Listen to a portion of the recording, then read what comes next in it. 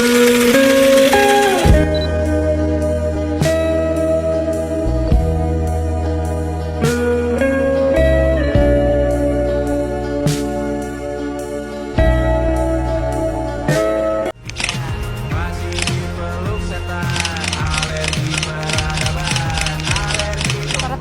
Saudara, Harvey Muiz divonis 6 tahun 6 bulan penjara dalam kasus korupsi timah yang merugikan negara 300 triliun rupiah. Lagi heboh kasus korupsi. Mantan Menteri Pertanian Syahrul Yassin Limpo sudah menjadi tersangka, kemudian sempat menghilang, kemudian akhirnya diciduk dan menjadi tahanan KPK karena diduga korupsi saat menjabat sebagai Menteri Pertanian. Pengadilan Tipikor menggelar sidang perdana kasus penerimaan suap dan gratifikasi 3 hakim Pengadilan Negeri Surabaya atas vonis bebas Ronald Tanur. Ex-Menteri Perdagangan Tom Lembong ditetapkan sebagai tersangka dugaan korupsi saat menjabat di era Presiden ke-7 Joko Widodo. Ketika itu Tom memberikan persetujuan impor gula untuk menstabil. Indonesia adalah negara yang sangat kaya. Kaya akan sumber daya alam, budaya, serta potensi manusia yang luar biasa. Dari Sabang sampai Merauke, Indonesia memiliki hutan yang luas, laut yang kaya, serta hasil tambang yang melimpah. Kekayaan ini seharusnya mampu membawa Indonesia menuju kesejahteraan dan kemakmuran bagi seluruh rakyatnya. Indonesia memiliki berbagai sumber daya alam seperti emas, batu bara, minyak bumi, serta kekayaan laut yang tidak ternilai harganya. Selain itu, sektor pertanian dan pariwisata juga menjadi potensi yang besar dalam meningkatkan perekonomian negara. Jika dikelola dengan baik, kekayaan ini sangat dapat menciptakan lapangan kerja dan meningkatkan kualitas hidup masyarakat. Namun, di balik kekayaan tersebut, Indonesia masih menghadapi masalah serius, yaitu korupsi. Korupsi adalah penyalahgunaan kekuasaan untuk kepentingan pribadi ataupun kelompok.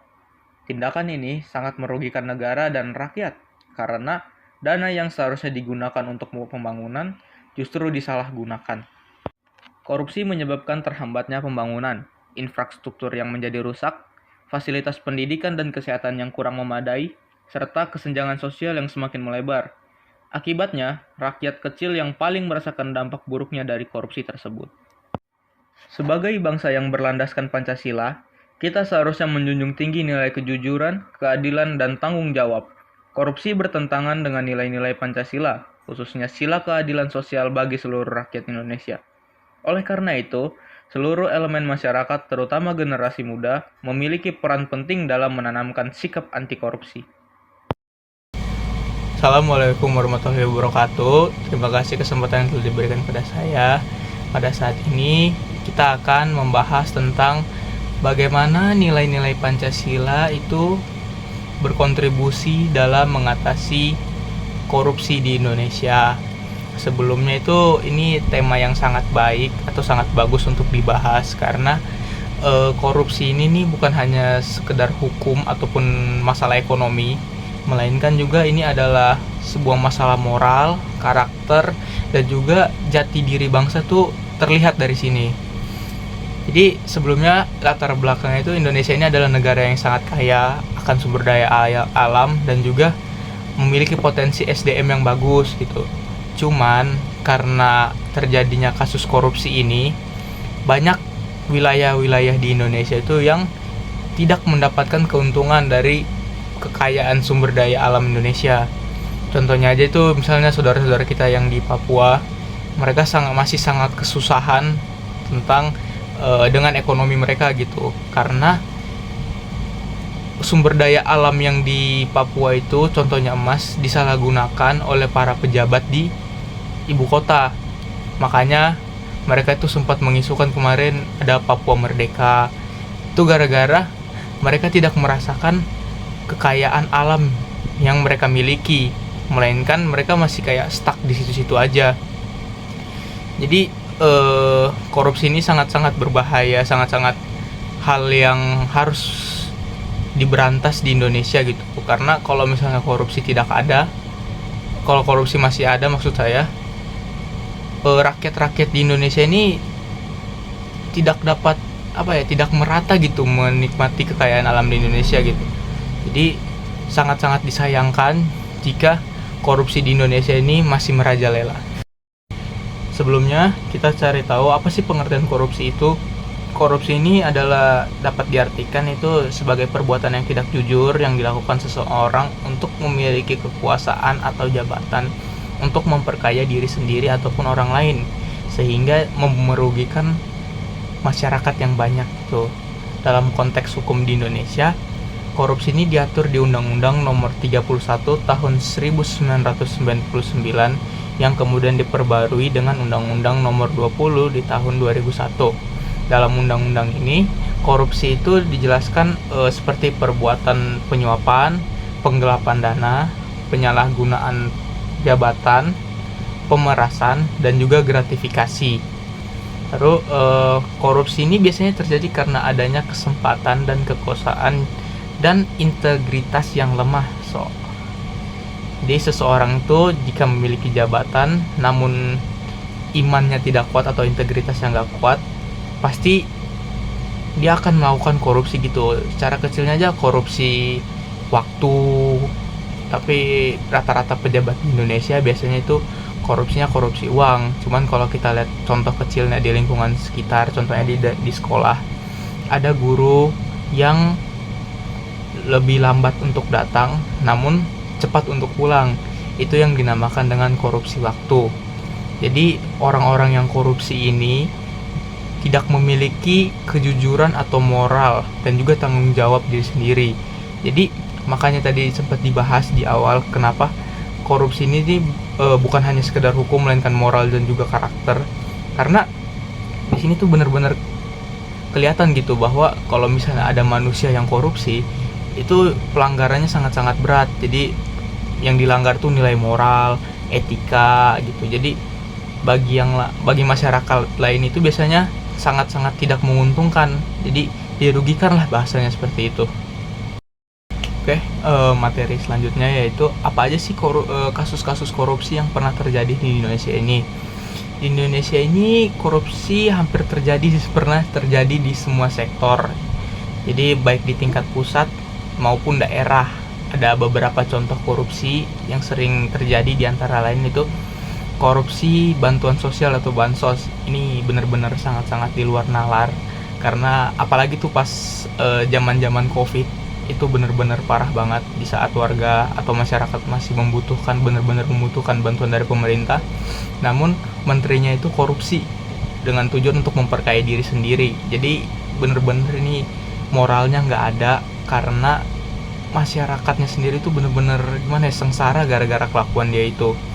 Jadi benar-benar ini kasus sangat memprihatinkan, karena dana yang seharus digunakan untuk membantu masyarakat itu disalahgunakan oleh oknum tertentu. Yaitu kemudian ada kasus kedua yaitu proyek infrastruktur. Ini benar-benar ya sering terjadi di Indonesia, masih sangat sering terjadi, sangat disayangkan. Contohnya aja itu saat pembangunan jalan, jembatan, gedung, dan rumah sakit, pasti mandor-mandornya itu di saat pemerintah atau pusatnya tuh suruh misalnya tebal dindingnya itu 50 cm, namun mandornya itu bermain, bisa aja dikasih cuman 30 cm agar dana yang lebih itu bisa digunakan untuk memperkaya diri sendiri. Ini benar-benar sangat membahayakan, terutama infrastruktur di Indonesia ini masih sangat-sangat ya tidak merata gitu. Cuman kalau misalnya para oknum-oknum ini bermain korupsi di situ sangat-sangat disayangkan sekali, karena sangat-sangat merugikan warga gitu. Yang ketiga juga ada kasus korupsi sektor perizinan dan sumber daya alam. Ini sangat-sangat gimana ya?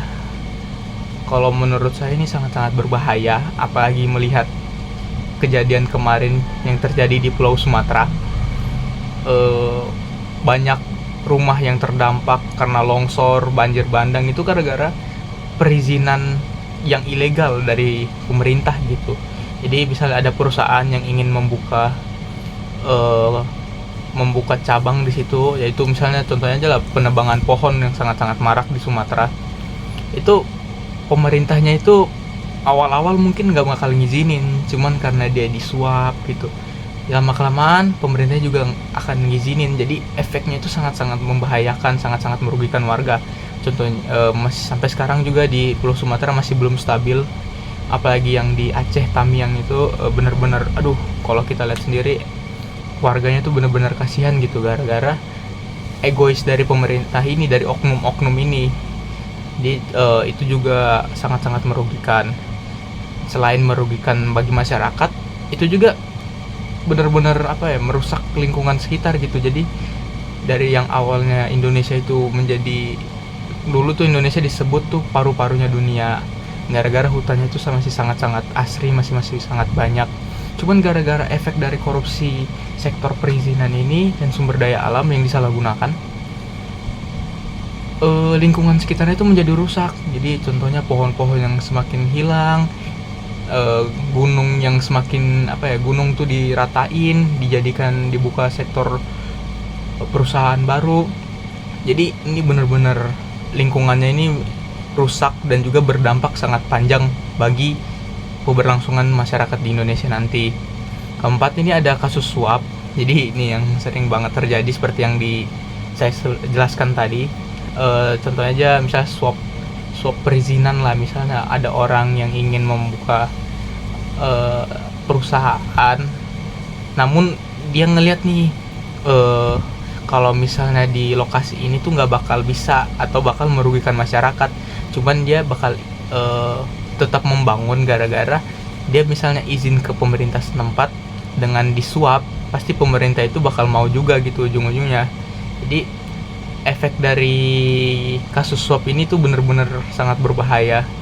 Apalagi yang kita tahu sendiri tuh kemarin ada hakim yang menghukum koruptor, cuman hukumannya tuh kecil. Jadi dia sudah ditangkap kemarin gara-gara kasus suap tersebut. Jadi kasus-kasus tersebut ini menunjukkan bahwa korupsi ini adalah masalah sistematik yang membutuhkan solusi dari menyeluruh. Bukan hanya penegak hukum tapi juga pembinaan karakter masyarakat. Selanjutnya itu ada dampak dan efek korupsi. Jadi korupsi ini benar-benar membawa dampak yang sangat luas dan merugikan banyak pihak gitu. Jadi contoh pertamanya itu ada kerugian negara.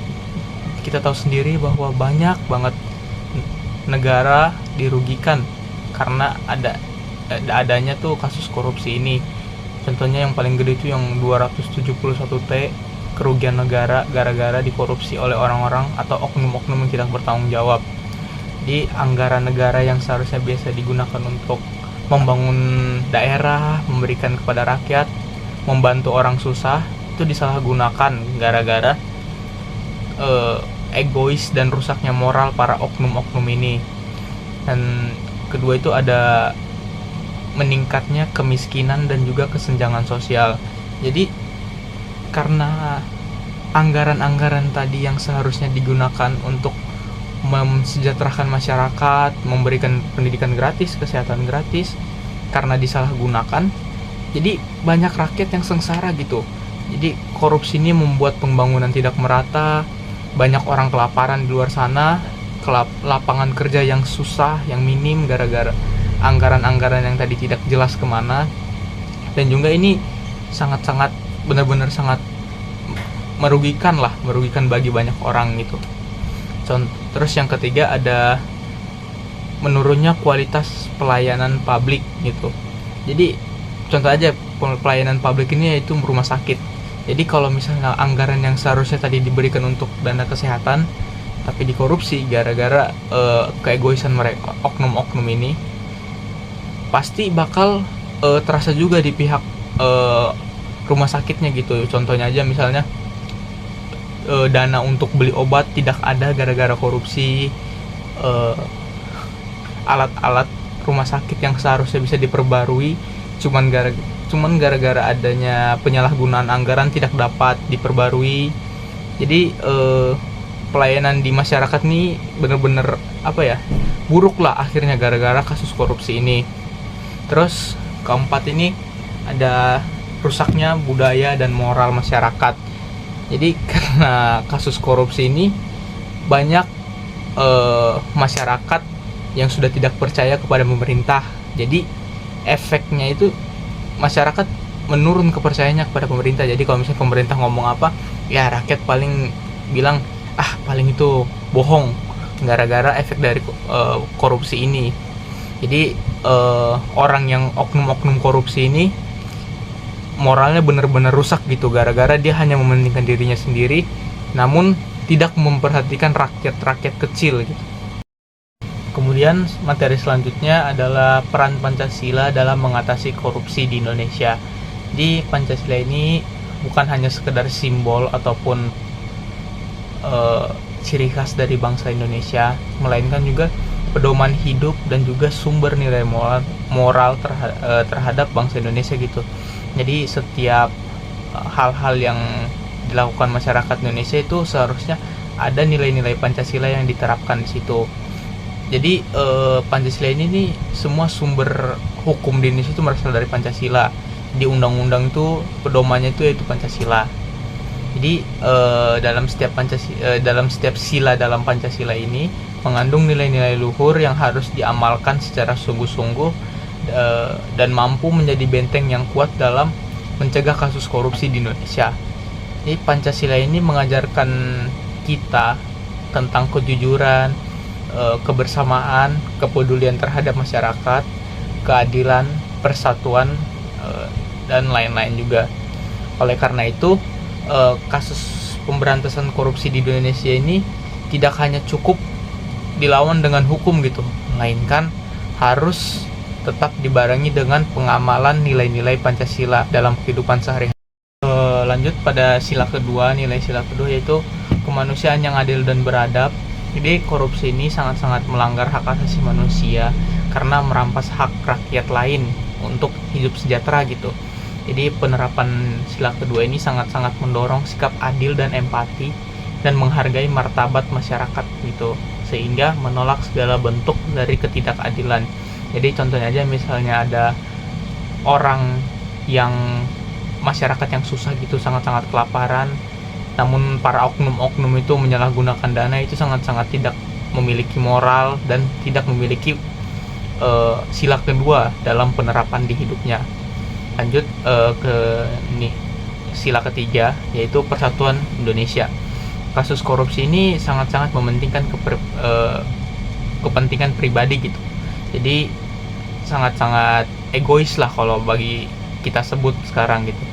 Sangat-sangat merusak persatuan bangsa. Jadi dengan menjunjung sila ketiga ini, setiap warga pasti diharapkan untuk mengutamakan kepentingan bersama dibanding dengan kepentingan pribadi. Lanjut pada sila keempat, kerakyatan yang dipimpin oleh hikmat kebijaksanaan dalam permusyawaratan perwakilan. Sila ini menekankan kepemimpinan yang bijaksana, jujur, dan bertanggung jawab. Pemimpin yang berpegang kepada sila keempat ini akan menjalankan amanah rakyat secara bersamaan dan terbuka. Jadi kalau misalnya seorang pemimpin itu memiliki nilai sila keempat ini, dia pasti akan mengutamakan dulu kepentingan rakyatnya, janji-janjinya yang saat kapannya pasti akan ditepati gara-gara dia memiliki hikmat kebijaksanaan gitu. Terus sila kelima yaitu keadilan sosial bagi seluruh rakyat Indonesia.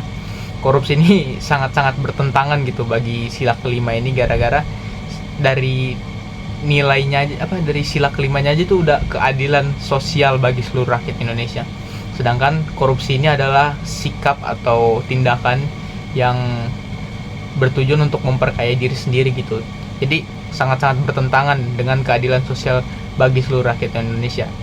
Jadi kalau misalnya ada orang yang korupsi, ini benar-benar menyebabkan ketimpangan bagi masyarakat Indonesia. Jadi dengan mengamalkan sila kelima, anggaran dan kebijaksanaan pasti akan digunakan untuk mensejahterakan rakyat gitu, bukan untuk kepentingan pribadinya. Oke, sebagai penutup, dapat kita simpulkan bahwa korupsi merupakan musuh bersama bagi bangsa Indonesia. Pancasila hadir sebagai pedoman nilai yang mampu membentuk karakter bangsa yang adil dan jujur. Jika nilai-nilai Pancasila benar-benar diamalkan dalam kehidupan sehari-hari oleh para pejabat-pejabat di negeri ini, pasti kedepannya Indonesia bakal menjadi negara yang lebih baik, bisa menjadi negara maju seperti Amerika, Cina, dan lain-lain.